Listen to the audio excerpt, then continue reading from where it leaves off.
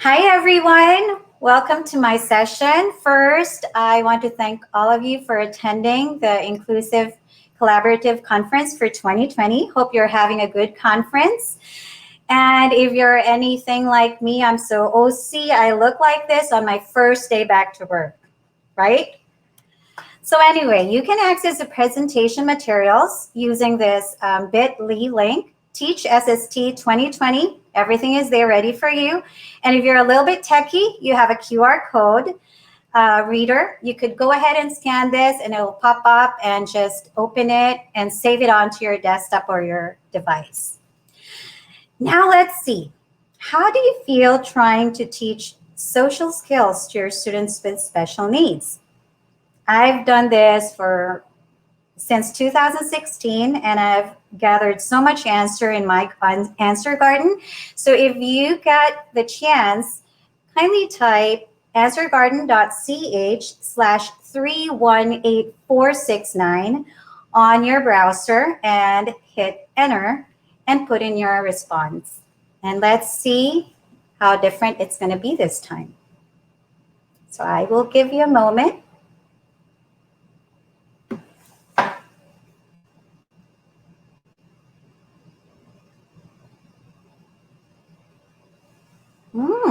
Great. So most feel comfortable and good.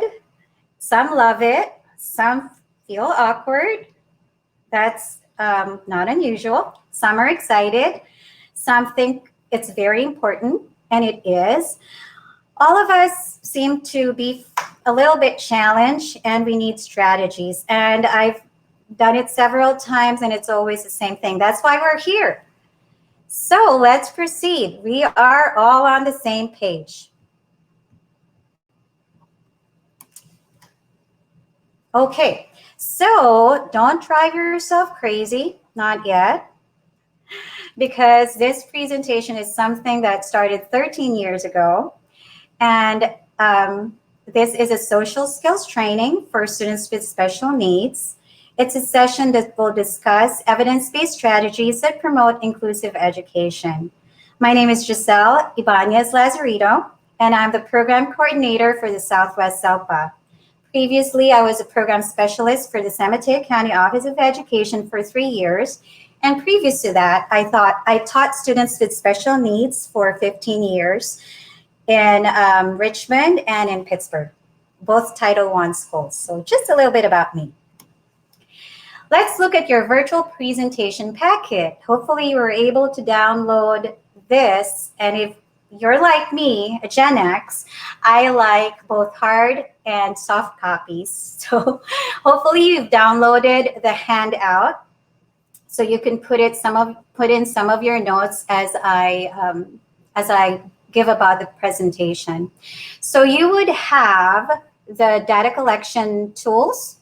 You would have the visual schedule. You would have the PowerPoint presentation that you could show to your class, a reading about operant conditioning, B.F. Skinner, and a reading about the 5 different strategies that we're going to discuss throughout the session. Let's look at our schedule. I know you're stuck with me for an hour. Isn't that nice?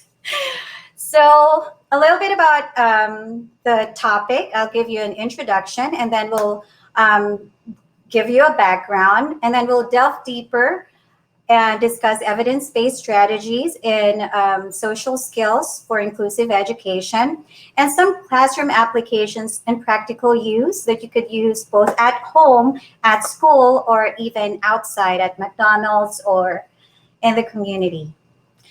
Then there is a short form that you would fill out, and then I send you certificate and some things that you could use in your classroom as well. So let's begin. The objectives of these presentation is 1, for you to understand, well, for all of us to understand the importance of including all students at school. 2nd, to recognize the social skills deficits of students with special needs. So I have taught students on the autism spectrum disorder and students with learning disabilities. I did not know when I first started teaching that they present with different social skills. So we're going to discuss it in this presentation. And then we will learn to use at least one strategy on how we can explicitly teach social skills. So in 2018, 2019, according to the US Department of Ed, we served 7.1 million students in special education, aged 3 to 21. So come to think of it, it increased by 1%. It was only 13% last year. It comprises 14% of all public school students. What does that mean in your classroom? It means that for every 14 kids, one of them has an IEP. Does that sound about right? See a lot of nodding. So if you have a class of 28 to 30 kids, there are 2 who would have an IEP. And according to the US Department of Ed, 95% of students with disabilities aged 6 to 21 spend 80% of their time in gen ed classes. So they're in our classroom, and what are we doing about it? Are they presenting successfully like their gen ed peers in the essence of equity? So let's talk about inclusion. Why is there a push towards it? In 2013, in a study by Kusiker and Tekinorslan, they found out that students with special needs in inclusive settings present with fewer social skills. They present with more problem behaviors, lower self-concepts, and more loneliness compared to their gen ed peers. It's a big issue, especially for students with high-functioning autism or Asperger's. It really affects them. And this doesn't help, right? So you send them to the office thinking they'll come back with some sort of behavior strategy, but instead they come back to our classroom with starburst. It doesn't help. And not only that, but you take them away from instruction, and that's taking away their access to education. So it doesn't work like that anymore. In 2016, in another study, it resulted to the lack of social skills. The researchers said that the lack of social skills manifests as loneliness, social anxiety, peer rejection, and poor academic performance. I bet that in your virtual classroom, 1 or 2 kids do not want to share their video, right?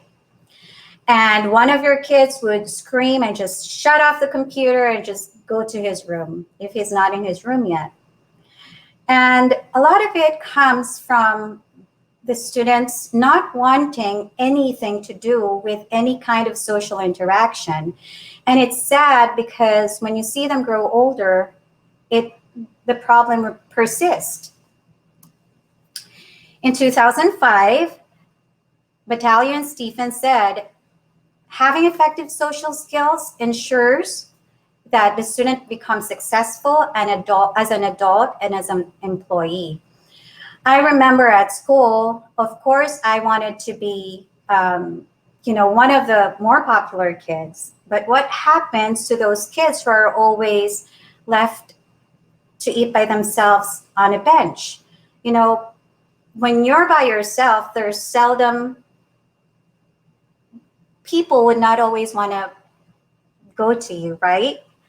And when you're surrounded with friends, when it looks like you're the winner, just like this dude in the middle of this social group, you want to be with that person.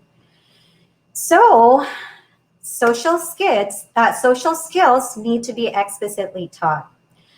Socially skilled students are more successful at school, at work. I had a transition kid before, and guess what?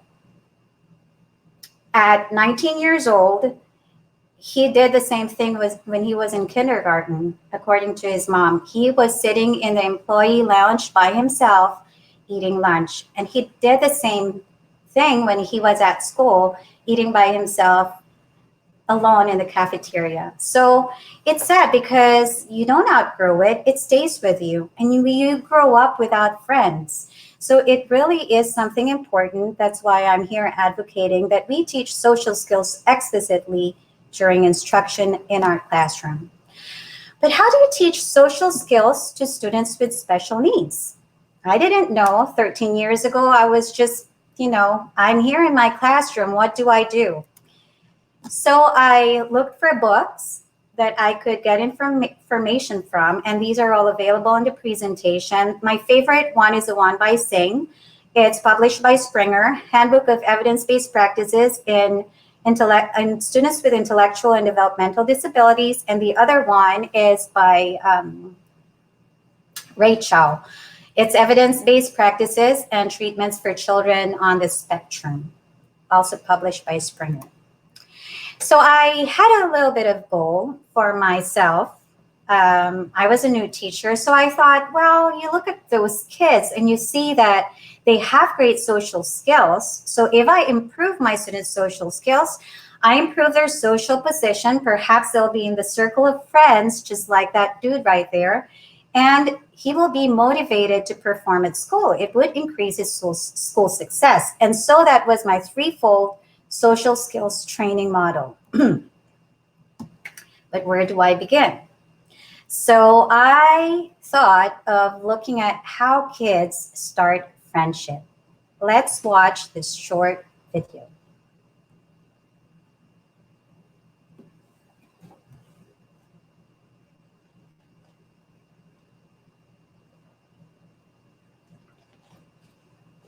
Can you hear it? Okay, let me repeat that. You say hello to somebody, and then you start being friends. Most of them you meet in preschool. So, you go to preschool, and then, you hardly know anybody, and you say hi to someone, and then it becomes your friend. You make it sound so easy. Because you talk gently to them, you don't talk rough, and then they see that they want to be your friend. Play with them, and if you see them, then you play with them and go in the park with them. You talk to them, and you say hello, you meet each other, then you play with each other. Right? They make it sound so easy. My work here is done. Right? I know, but it doesn't happen that way. So what struck me is that it's saying hello. It's that simple act of saying hello. But then I said, what are the social skills that I need to look out for? So I said to myself, I have to define social skills first. So social skills are those verbal and nonverbal behavior that comprise a successful social exchange. So when a gen ed peer comes to my class and says hi to my student with special needs, and they run out to the playground playing, that was a successful social exchange. Here comes another student, right? So did the same thing, a peer buddy comes in and then says hi to my student on the autism spectrum, and guess what? The student just turned around, turned the other way, my student, and guess what happened to the peer buddy? He left. So that wasn't a successful social exchange. For a social skill to be successful, it has to have a consequence or an outcome that reinforces the response to be repeated. So in this scenario, you would love for the kids to function independently by themselves and learn from each other. So I told you previously that the social skills deficits in students with disabilities varies. So in students with intellectual disability and developmental disability, it looks like they have a little bit of it, but their interests are very limited. So they have limited social repertoire. What does that mean? It means that the interactions are fewer and they demonstrate fewer responses. So in my classroom or at the playground, it looks like somebody would come up to them and say hi, and they would say hi, but then they would not pursue the conversation further. So the peer buddy would just run away and play with some other friends, right?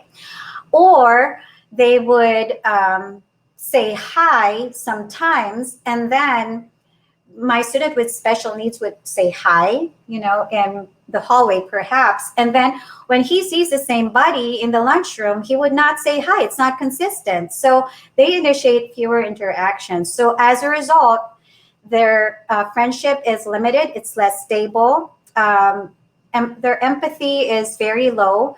And then I had a student that took him 5 to 10 seconds to process social information. So if you ask how he's doing, he would need a little bit of time. And I had to tell that to his peer buddy. So he would freeze when he becomes very anxious because he's processing what you're trying to tell him. So when you give out information to him, such as, hi, how are you? You have to pause and give him time to respond. So that's for students with intellectual disability and developmental disability. Now, let's take a look at how different are the social skill sets of students on the spectrum. Let's watch this short video. Hey, Daniel, you want to take a seat? Don't worry about it. It's an idiot anyway. Plenty of fish in the sea. Understand it. Just don't understand it. Do you understand? It's playing games. Just wants you running around after it. I mean, there's something wrong with me. He just wanted us his loss. But why would he say he loved me and why would he dump me? Because he's a man. But why? Why does another one dump me? Maybe he thought you were ugly. Right?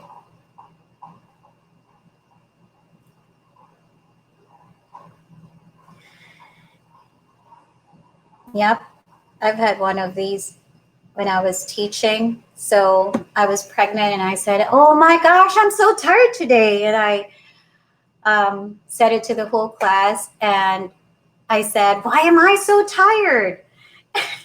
One of my students, he's so cute, he's a kindergartner. His name is Carlos. And he said, maybe because teacher, you are fat. Right?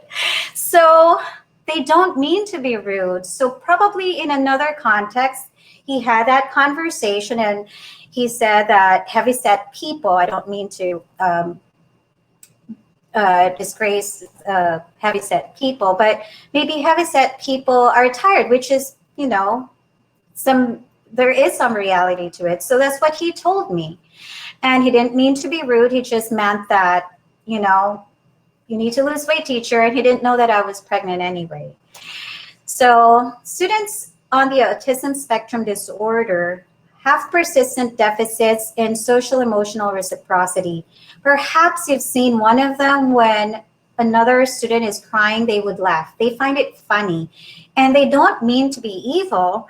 It's just that maybe in another, at another time, they saw somebody crying and it looked funny on a video. And so he was laughing appropriately because he saw that that was a response that video evoked. The reciprocity is not, they don't have the theory of mind, so they don't know if their words are hurtful. And so they just, like that young man, he just continued eating like he did not say anything rude. Their communicative behaviors are, the nonverbal communicative behaviors are used for social interaction inappropriately. So I had one student who would approach another kid and think that because it's approaching another kid, that means he wants to play with him. And I had to tell him, no, you have to turn your body, look at him and say, can we play? My name is, and ask him to play. So then he thought, oh, it's not just moving closer. No, it wasn't. And they have difficulty in developing, maintaining, and understanding relationships. So these deficits that are particular with students with ASD call for a particular strategy. And I will discuss that later on in my presentation, what worked for my kids. So when in doubt, assess and find out. So as I've told you, the kids come from different levels with their social skills. And so I had to, over the years, I had to look for different tools. But the very first one that I used was a tool that I made So it's a teacher-made tool, and I included it in the student's IEP. Later on, we're gonna have time to look at all these data collection instruments. So 6 key evidence-based strategies in inclusive special education. All of these are evidence-based strategies, but our focus would be on peer tutoring. So that one I've used in this, in my case study, in my classroom. So for students with autism, joint attention, imitation, which is their strength, that's why most of them manifest echolalia. So for this particular case study in my classroom, I used in vivo modeling, video modeling, peer buddies, and peer initiation training. And it's really great to know that CDE supports social skills training. They have this book by Wong. And social skills training is an evidence-based strategy that they're promoting, because each time that the study was replicated, they found similar results. So the probability of the social skills training to be successful is very high. Poll activity, let your vote count. Very apt for the upcoming elections. So there are 2 ways to join. Open your internet browser and type pollev.com/jlazarito181 on the search box.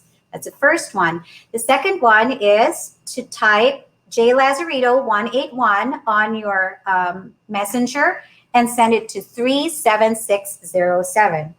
With that, we will begin. So I will go ahead and type jlazarito181, and I will send it to 37607. Okay, so what we're gonna do right now is watch a video, and you are gonna vote whether you think it's peer tutoring, in vivo modeling, video modeling, peer initiation training, and what was the other one? It's video modeling, peer buddies. There you go. Let's begin.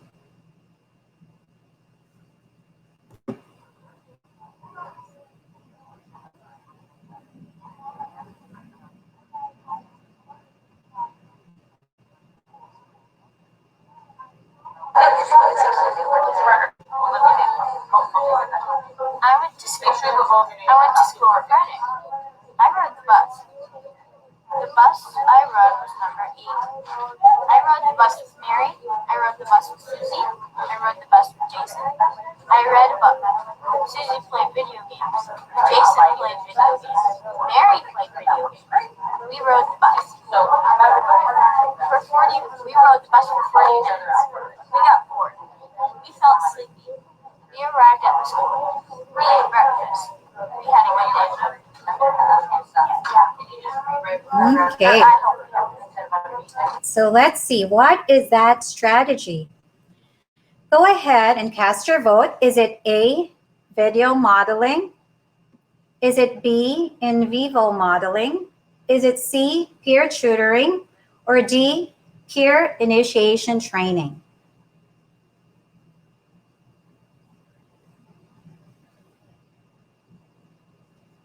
Okay.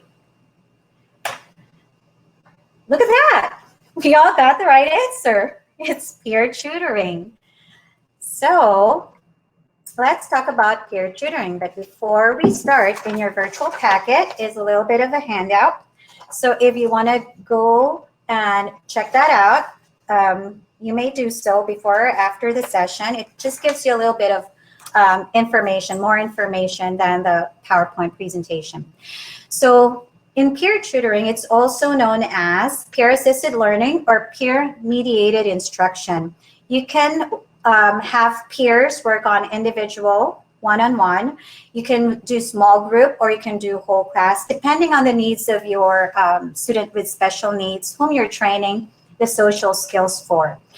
The children are the tutors. It can be highly, semi, or unstructured. Just like what you saw in that video, it was semi-structured. There were 2 adults assisting and guiding the responses. And what it does is that the advantage of using peer tutoring is that you have both cognitive as well as social gains. You see that both. Okay, so let's go to the next poll. Let your vote count. We're going to watch this video and you're going to vote again. Remember to, if you have it, put poll EV and you send it to 3637607. Okay.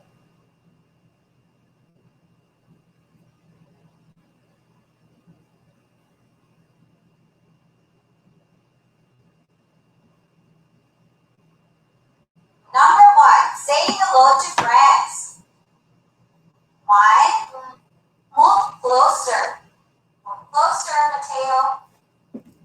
Move closer to Carlos. Good job. Walk closer. A little bit closer, some more. Very good.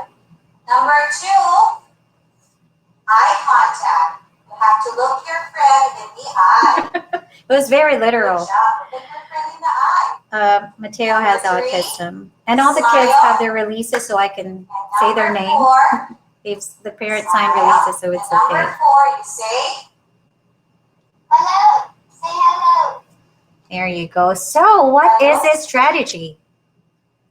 Let's see. Let's go back to our presentation. Is it A, in vivo modeling, B, peer initiation training, C, video modeling, or is it D, peer buddies? Go ahead and cast your vote.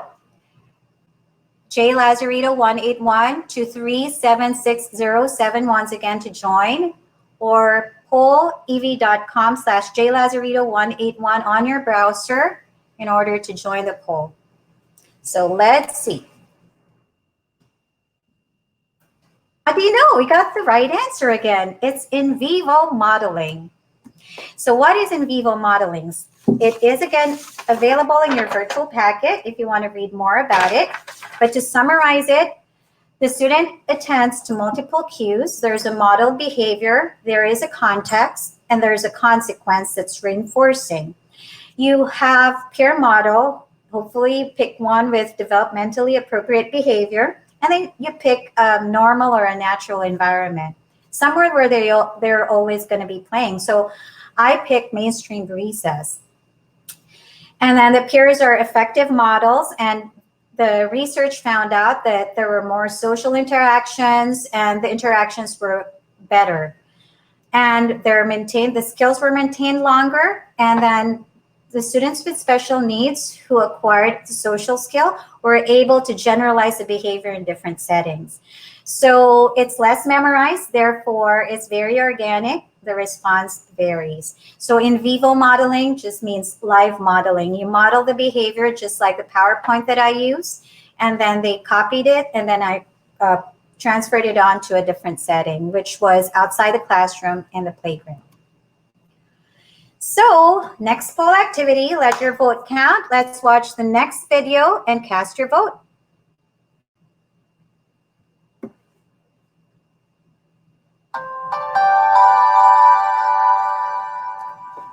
To have a conversation, not only do you have to get someone's attention, but you also have to take turns speaking and listening. Let's see what happens in a conversation between Sam and Jonathan. Hey Jonathan, I got a puppy yesterday. His name's Max. He's staying in our pool and he's really cute. Oh, I have a dog too. His name's Cecil, and we take him for walks and stuff. Yeah. Oh, and Cecil? Yeah, he goes up to my bed to go to sleep. Yeah, and he. Oh, my dog's really cool because he can like take him for walks and we run with him. Let's see what everyone's thinking. Keeps interrupting me. He won't let me tell him about my dog. I want to tell Sam all about my dog. Doesn't give me a chance to talk. People will only want to talk to you if you stop and listen to what they have to say too. If you don't, the friend will probably get frustrated and walk away. Let's see what Jonathan could have done differently to get a better outcome. Hey Jonathan, I got a dog yesterday. His name's Max, and he's a standard poodle, and he's really cute. Oh, I have a dog too. His name is Cecil. Yeah, that's cool. My dog, he can do like tricks. I take him outside and I play with him. I really want to tell Sam about my dog, but he really wants to tell me about his dog. We should probably take turns. Yeah, I taught him up and lay down. I taught him sit and lay down, and I taught him how to roll over and fetch. Okay, so let's see. Go ahead and cast your vote. Is it A, what is the evidence-based social skill strategy that was used? Was it video modeling, peer buddies, peer initiation training, or in vivo modeling?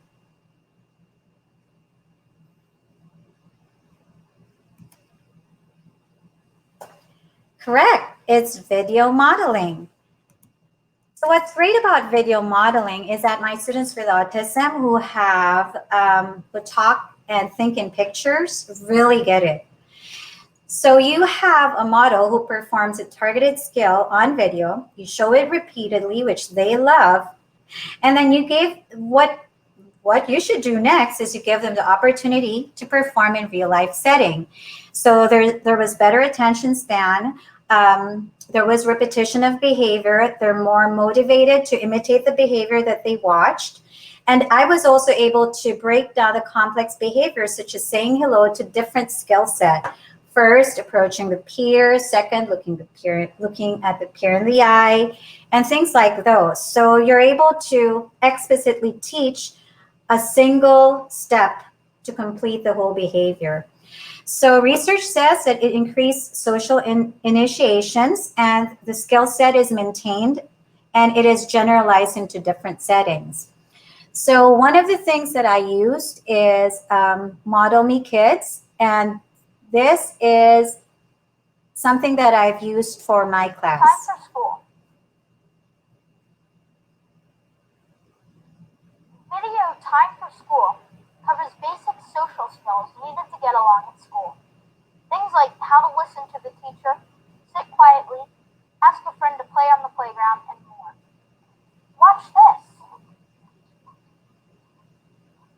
Hello, Casey. Hi, Talia.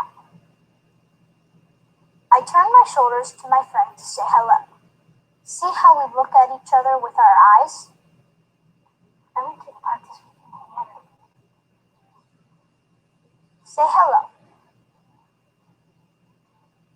Turn your body. Look. Say hello. Okay, so this is something that I've used, and in fact, this is how I made my PowerPoint presentation. I had all those arrows showing the peer buddies looking each other in the eye. So on to the next slide. Next poll activity, let your vote count. Again, we're going to watch this short video, and we're not going to watch it for a long time because let's see, we have about 25 minutes. So let's see, cast your vote right after you watch the video. Excellent. Good work, Marvin. Give it to Erin. So this is Maggie and her friend Erin. And Maggie has an AAC device. And you see that one of the friends was messing with it and she got upset.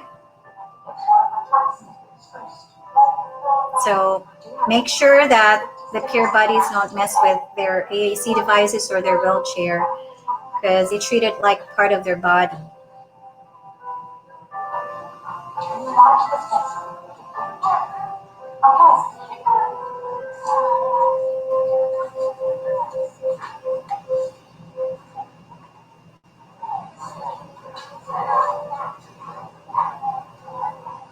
Okay, I think I've said the answer. But anyway, let's cast our vote again. If you've been listening to me, you will get the answer in the next poll. Let's see. Is it What is the evidence-based social skills strategy? Is it peer buddies, video modeling, in vivo modeling, or peer initiation training? Cast your vote. Let's see. Great, we're on the same page. It's peer buddies. So what is peer buddy training? Again, you would have that handout on your virtual packet, and it's going to be this one. So in peer buddies, you just pair a child with a peer and give them instructions to play or interact throughout the day. It can be with or without training, and they found out that if you do not provide training, there's still increased social interactions and responses, but with training, the duration of the interaction is longer, and the student with disability is more responsive. It's very organic. That's why I liked it and I used it. I pair them during lunch period because it's more of the kids taking on their own cues. Again, the trick here is for the staff. You teach your para-educator or the one-on-one or a coach that when is a good time to intervene and when is the good time to pull out assistance. So the next poll will be this one. What strategy is used? Let's watch.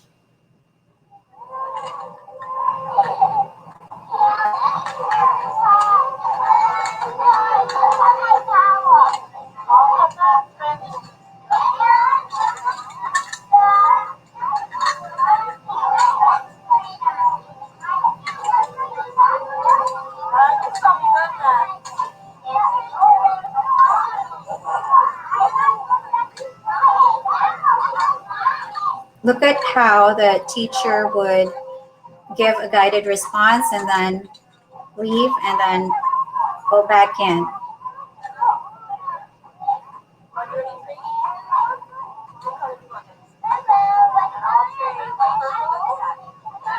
Okay, so what is this strategy? Are you ready? Okay, let's see. Is it A, peer tutoring, B, video modeling, C, in vivo modeling, or is it D, peer initiation training? Cast your vote. Okay, let's see. Great job. Peer initiation training, 100%. So what is peer initiation training? In peer initiation training, it's done individually and it's skills-based. You have a peer here where the teacher or the adult would teach them how to share their social skills to the student with autism or the student with special needs in order to initiate and sustain social interactions. There is increased social engagement, although the responses are quite guided, and you know how students with autism are, sometimes they sound like parrot-like or echolalic when the responses are taught. So it's not that organic, and as you can see, the interaction is dependent on the adult. So what's important here is that after you train the peers, you have to let them play by themselves. I think that's most important. So what were the procedures when I carried out this, this project in my classroom? First, I targeted the skill, just like what I said. It's different with every kid. They present with at different levels of their social skills development. So you target a skill that's specific to that child. And then you identify a strategy. The video modeling worked for my student with autism. And then plenty of opportunities to perform the behavior. And then you collect data and then repeat for reinforcement. And then you also, I carried this out in the classroom as a social skills lesson, as an instruction for the whole class. And I had the peer come to my class and they model the behavior. And then I gave them opportunities to interact inside my classroom. And then I brought it outside. So this is how it went. The theoretical framework first came from, and it's available in your packet, B.F. Skinner, who's the proponent in the operant conditioning theory. And he was the one who starved the pigeons in order to teach them how to operate to peck the little dot, the little circle with their beak. And then the light would come up. I don't know if you remember this. And then food would come out onto the receptacle. So, of course, when they're nourished, they would stop doing so. And he said that because the pigeons were able to operate on their environment successfully to fulfill their needs, it's the same with human. If you change the environment, if you change the stimulus, you change the response. And if it is a positive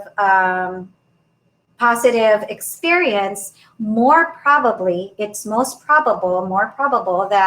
the behavior will be repeated. Now, if you go to the other side of the fence, if there is an experience that is very punishing or negative, what is the likelihood of it being repeated? Of course, it's very seldom. Who wants to get punished or who wants to get, a negative experience out of an event, right? So that is what's behind the social skills training. So if you manipulate the environment, have a peer buddy, have assistance from a para-educator, if you put an interesting toy, you would suppose, well, the theory behind it is that the student with special need would improve his social skills by manipulating on those environment and then getting something that he wants, which is to play with a toy or to play with his peer. So this is another thing that we're supposed to do, but I think we're just going to go through it. When you get the chance, I will open the poll and you cast your vote by typing in pollev.com/jlazarito181 to your browser and answering this question. So you read the handout with B.F. Skinner, and then you share your response. So one of you have shared a response about operant conditioning. Man can succeed in a reinforcing environment. True. The reason why I'm here is that I find this experience fulfilling, advocating for my students with special needs, and I'm sure you're here for the same reason, right? So go ahead and do that, and we will continue on to the next slide. So the purpose of my little classroom research was to pre-teach initiation, because I saw in my K through 2nd class of students with autism that they did not know how to initiate friendship or how to even say hello. And I used peer buddies, video modeling, and visual schedule. And this was my whole illustration that I made for myself, because I'm also very visual. And I wanted to put social skills in the middle, because I triangulated all the evidence-based practices and I wanted to see if their social skills would improve. And they did. And most of them made it to full inclusion. And most of them are now adults with friends. So as a team, what did we do in our classroom? We set the goal, particular or specific for each student. We collected data and we established a timeline. And then I collaborated with the gen ed teachers. I taught the paraprofessionals, the peer buddies. I prepared a video, a visual schedule. I set up the room, and I went ahead and collected data and then changed up the setting to lunchroom, classroom. I told you one of the parents brought the training to McDonald's, and she had the same result. So let's watch a little bit of Tyler. Tyler is now 20 years old, and he's still friends with Juan and Rodrigo, and I'm really proud of him. So let's see.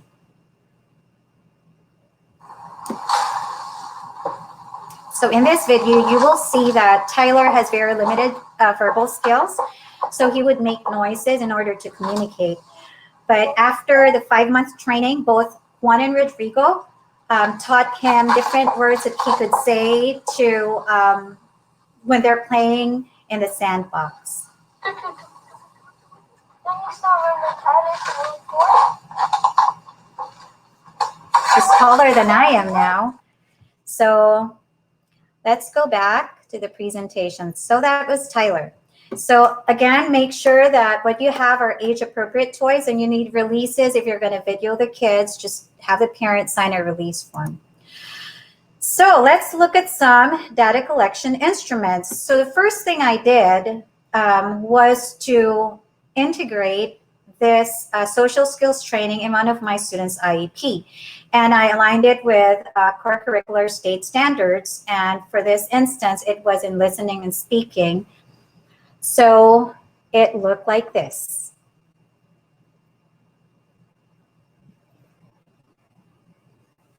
There you go. So the goal was, given moderate to maximum assistance, my student will initiate friendship by first approaching his peer. So that's number 1 here. So I broke down the scale.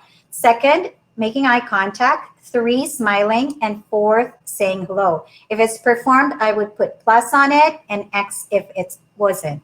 So I did 3 trials during the course of 1 recess, and then I presented this at the IEP with a total of percentage for every trial.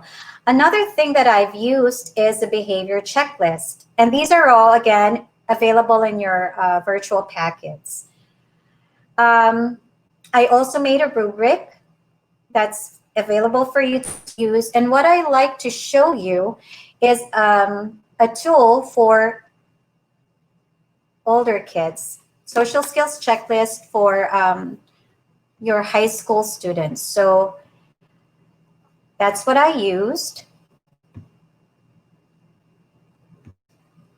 And what I did was I made a time frame, which was half of the school year, 5 months. My training was Monday. Social skills training was Monday, Wednesday, Friday during morning recess.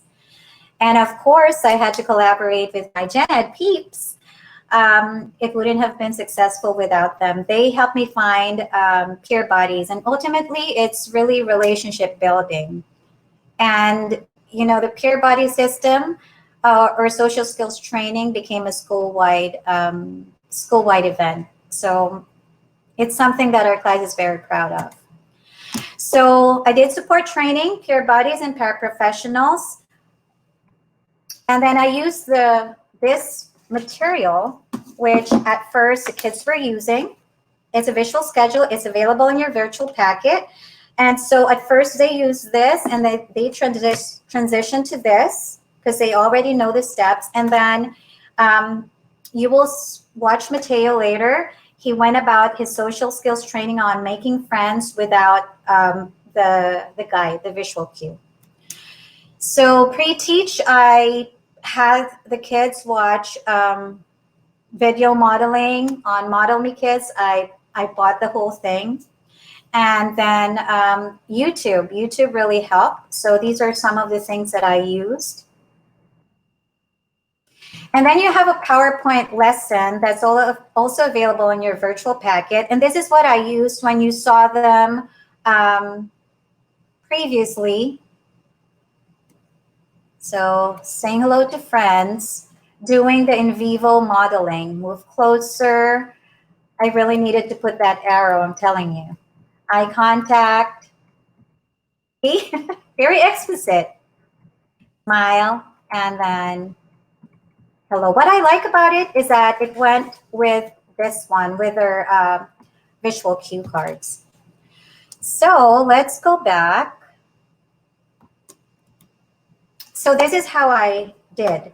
I went ahead and sat the kids, and I called my gen ed peer buddies, and they practice each of the skills with my students. I think I've shown you this before, and then my kids took turns. Now what I want you to do is watch Carlos He was my first grader at this time, doing performing his social skills training, and he was using his visual.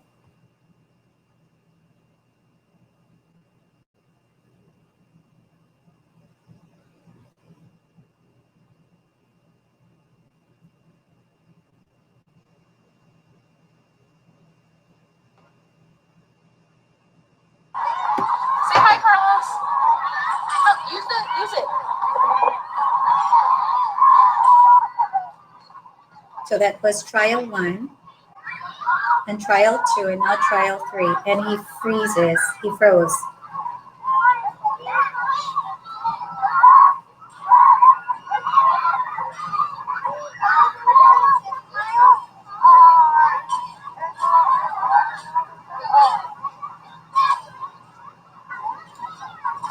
So after this, we went back to the classroom because, as you can see, he still needs a little bit more practice before we went out and did that with other kids.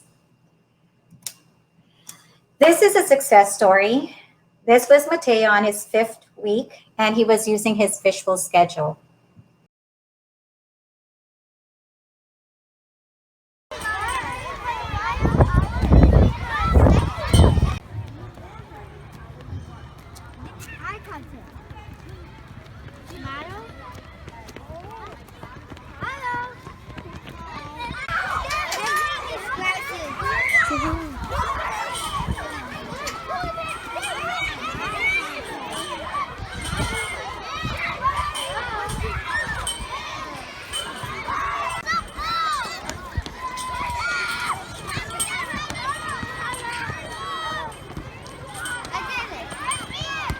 So here, as you can see, Mateo was using his visual schedule, and he was able to complete all the steps. He approached a friend. He looked a friend in the eye. He smiled and he said hello. And these are all novel peers, meaning they're not practiced in the classroom or in the lunchroom. These are new peer buddies. And one of the kids wanted to run away, and he said, wait, oh, no, I'm not done with the whole steps. Don't run. And I was just happy to see him really flourish with his social skills training. So how can you use this in the classroom? Or how can you use this during recess? You can use it in every other way that you choose for social skills. It doesn't have to follow the research method that I did. You could just, for example, just collect data and see where your kids are, and then have them watch the PowerPoint and practice those skills. You could also have them watch a YouTube video and practice it in the classroom, and then have a peer buddy to practice it with them outside the classroom. What I like about the data collection tool that's aligned with core curricular state standards was that the parents loved it. The parents were able to use a data collection instrument at McDonald's, and it yielded the same results. So you can use it, you can certainly use it at an IEP. So other suggestions for practical use in the recess or in the playground, you can use video modeling for social skills training. It can be a group. You know, now some Gen Ed kids need social skills training, right? So you could definitely do it during mainstream period or reverse mainstream period. And you could certainly use it to collect that data for your IEP. In summary, evidence-based strategies are video modeling, peer training, peer tutoring, and in vivo modeling, which I really liked. And peer buddies training, you can use it in the during recess, in the playground, or you can use the data collection instrument as an assessment tool in an IEP. So before we part, I wanted to say a little bit of a quote that I made myself. Teach a child how to play and he will make it through the day. Teach a child how to make friends and he will make it through life. What would we be right now? What would I be right now without my friends? I mean, even in this COVID times, I still do virtual